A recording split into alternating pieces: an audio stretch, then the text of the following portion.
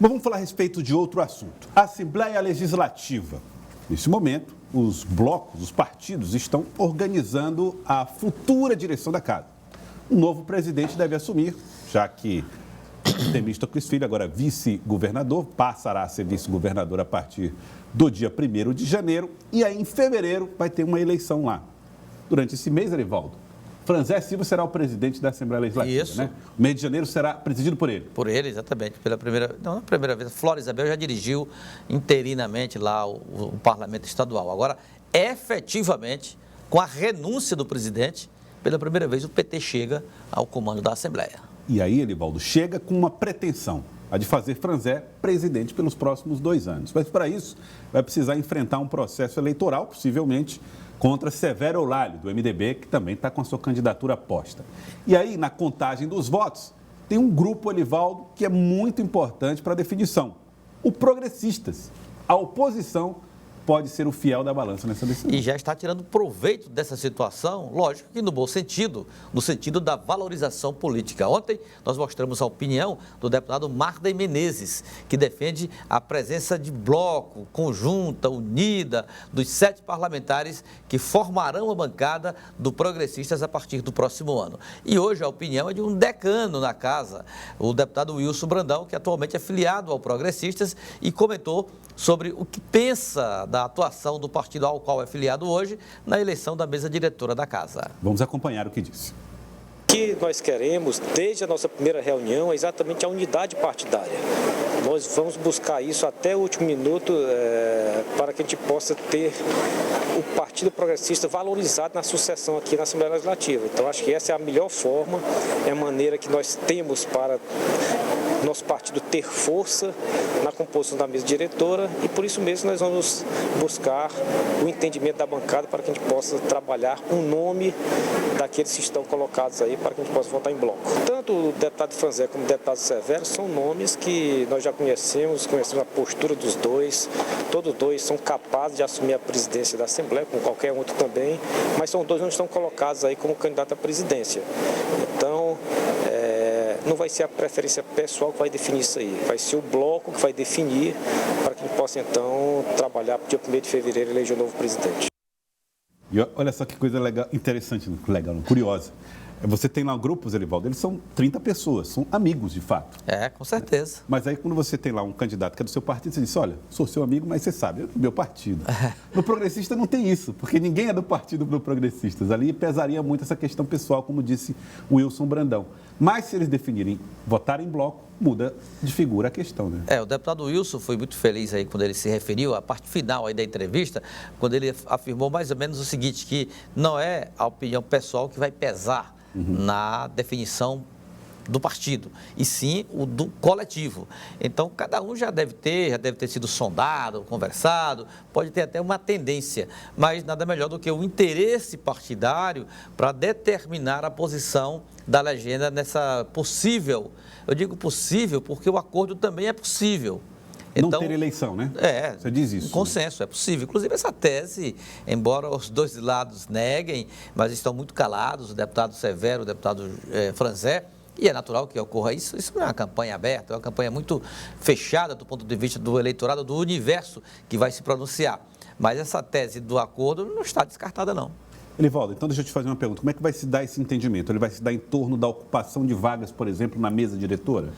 Exatamente. Tanto a composição da mesa diretora, vice-presidência, secretaria-geral, as 4 secretarias, como também em posições, que aí pesa também as bancadas, mas em posições nas comissões técnicas, em relatorias de matérias, isso também é importante.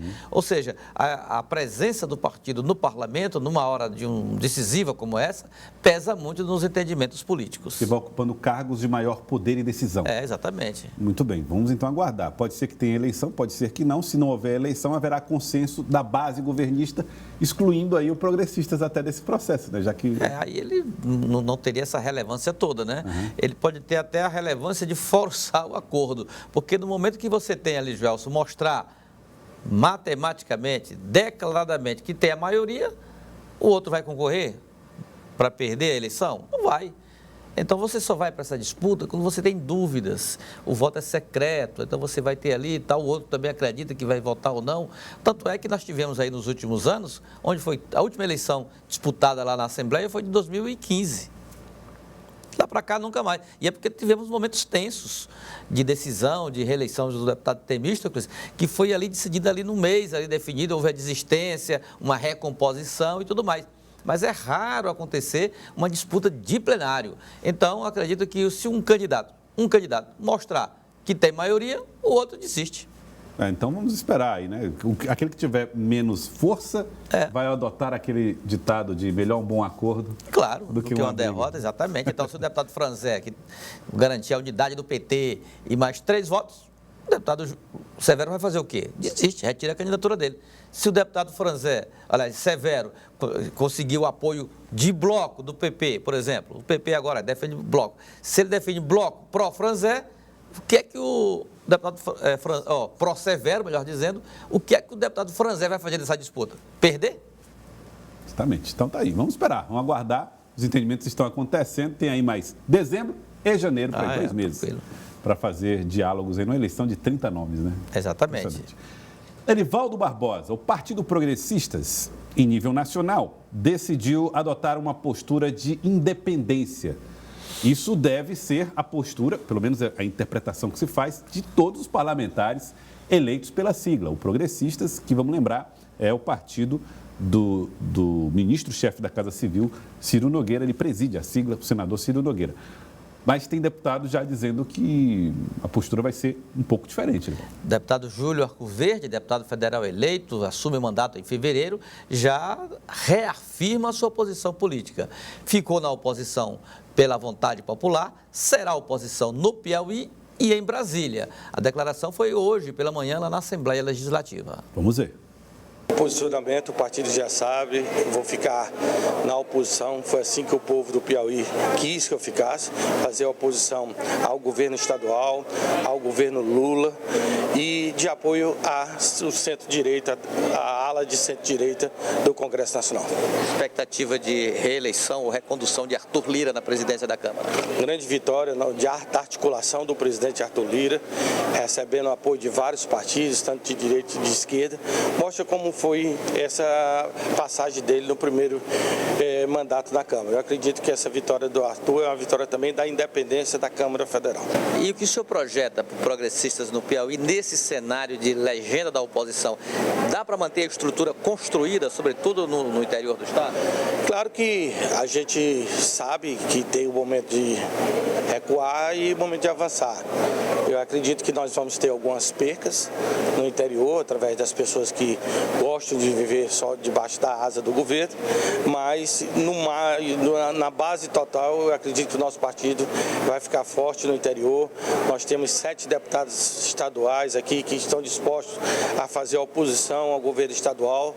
Nós temos tanto eu como eu acredito também que o deputado Átila Lira vai fazer oposição lá em Brasília ao governo estadual e ao governo Lula.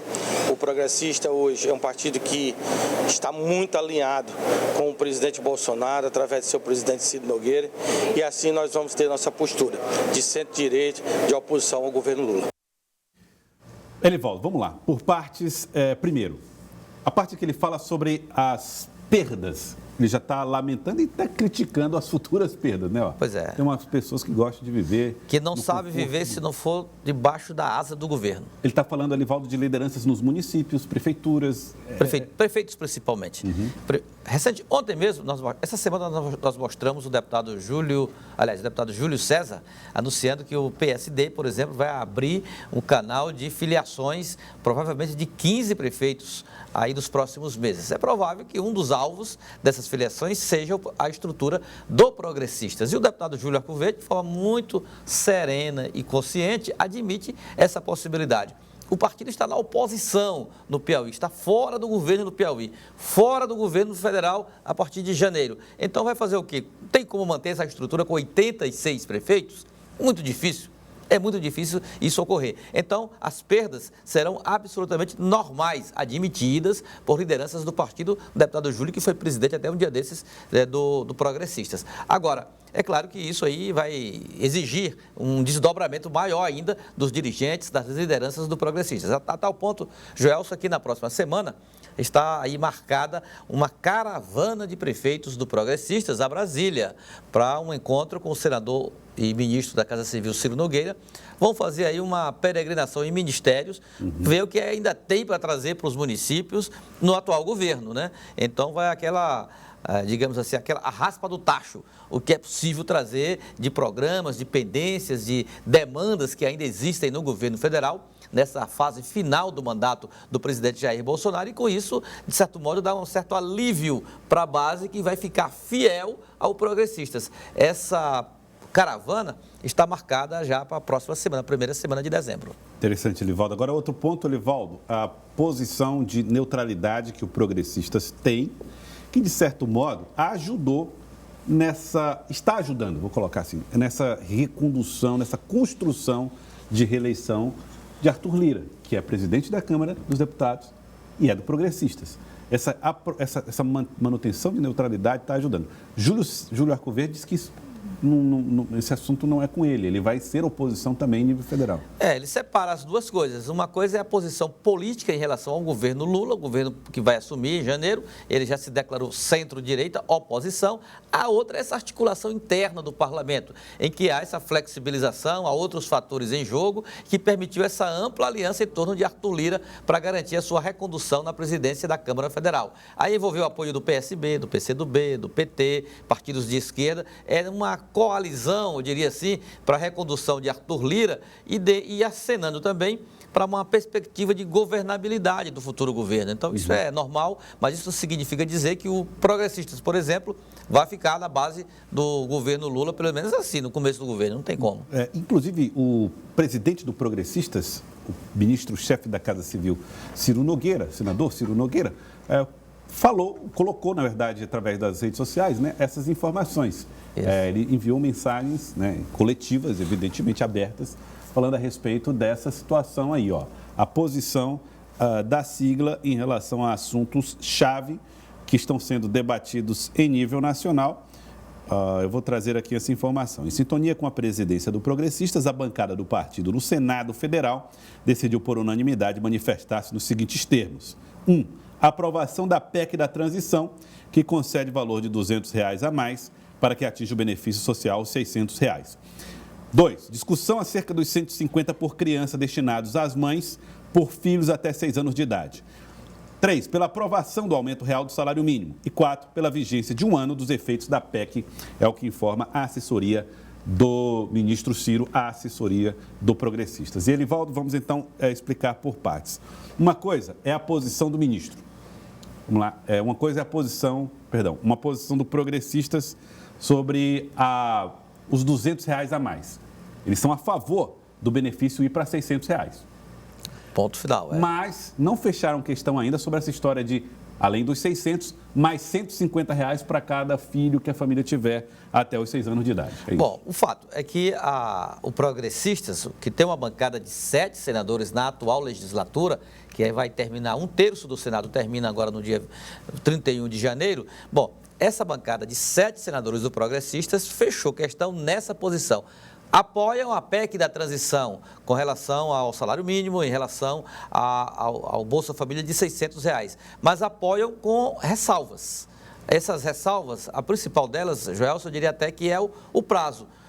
A equipe de transição do futuro governo aponta para um prazo de 4 anos, ou seja, é uma PEC de longa duração. O Progressistas, como partido de oposição, apoia a PEC. Como é que você vai ser contra? O partido vai ser contra um benefício de R$ 600 para as pessoas carentes. O próprio Bolsonaro prometeu. Pratica atualmente. Exatamente. Como é que vai ser contra? Não tinha como, seria um contrassenso. Então adota essa postura. O pé atrás do Progressistas, até como partido de oposição, é dar o que ele considera como uma carta, um cheque em branco para o futuro governo furar o teto nos próximos 4 anos. Então o governo teria que encontrar teria essa trégua de um ano e esse ano encontrar mecanismos que compatibilizem a responsabilidade social com o benefício de R$600 ou até mais, porém, sem comprometer o teto de gastos, ou seja, com a tal responsabilidade fiscal. Ou só com aumento de receita lá para frente. Aumento de receita, cortes em outros setores, redução de investimentos, enfim, mas não dá os 4 anos como pretende o governo. Aliás, o futuro governo. Aliás, a PEC da transição, há quem diga lá em Brasília que é uma maneira de pedir os 4 anos, mas saber que o Congresso não vai dar os 4 anos.